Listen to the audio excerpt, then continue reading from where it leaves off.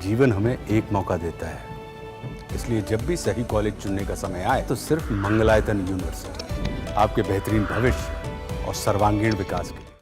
Bahujan Samaj party की प्रमुख मायावती ने भतीजे आकाश आनंद को पार्टी के सभी पदों से हटा दिया।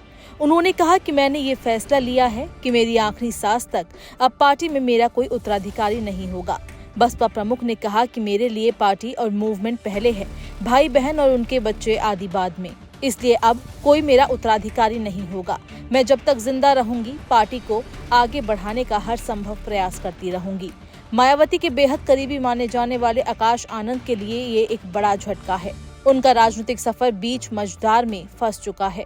इसी बीच रिपब्लिकन पार्टी ऑफ इंडिया के प्रमुख रामदास अठावले ने आकाश आनंद को अपनी पार्टी में शामिल होने की पेशकश की है। कई पार्टियों के कार्यकर्ताओं ने आरपीआई में प्रवेश किया है, इसलिए आज मैं यहाँ लखनऊ में आया हूँ।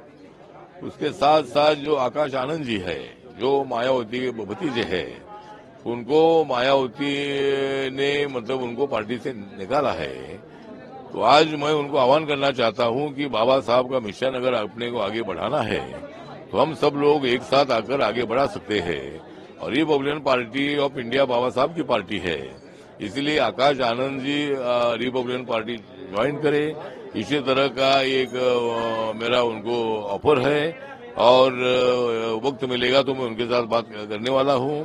और वो अगर पार्टी में आ जाते हैं तो उत्तर प्रदेश में रिपब्लिकन पार्टी और भी ज्यादा मजबूत हो सकती है, इसलिए उनको पार्टी में आने का मेरा न्योता है। वहीं मायावती ने आरोप लगाया है कि आकाश आनंद पर उनके ससुर अशोक सिद्धार्थ और उनकी पत्नी का प्रभाव था। मायावती ने आरोप लगाया कि अशोक सिद्धार्थ ने उत्तर प्रदेश सहित पूरे देश में पार्टी को 2 गुटों में बांटकर कमजोर करने का प्रयास किया था, इसलिए उनको बाहर निकाला गया। आकाश की शादी अशोक सिद्धार्थ की बेटी से हुई है। आकाश पर उनकी पत्नी का प्रभाव था जो पार्टी के लिए सकारात्मक नहीं है। ऐसे में कांशीराम जी के बताए रास्ते पर चलते हुए पार्टी के हित में उनको पार्टी की सभी जिम्मेदारियों से अलग कर दिया गया है।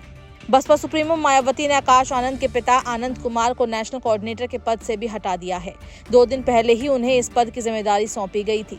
आनंद कुमार की जगह अब पार्टी ने सहारनपुर से रणधीर बेनीवाल और रामजी गौतम को नेशनल कोऑर्डिनेटर के पद पर नियुक्त किया है। बसपा प्रमुख मायावती ने ये जानकारी सोशल मीडिया पर साझा की है। मायावती ने कहा, काफी लंबे समय से निस्वार्थ सेवा और समर्पण के साथ कार्यरत बीएसपी के राष्ट्रीय उपाध्यक्ष आनंद कुमार, जिन्हें अभी हाल ही में नेशनल कोऑर्डिनेटर भी बनाया गया था, उन्होंने पार्टी और मूवमेंट के हित के मद्देनजर एक पद पर रहकर कार्य करने की इच्छा व्यक्त की है, जिसका स्वागत है।